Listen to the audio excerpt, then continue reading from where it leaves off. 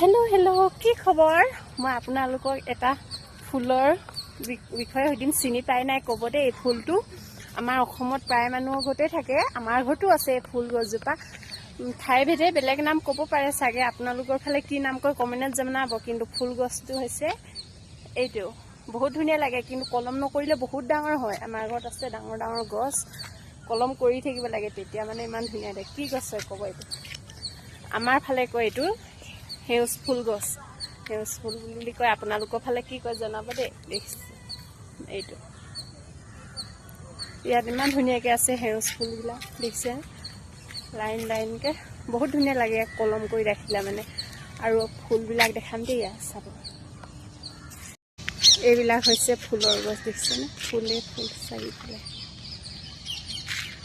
এইবিলাক গছবিলাক দেখিছে, এইবিলাক কলম কৰি ৰাখিছে কাৰণে ইমানটো হৈ আছে।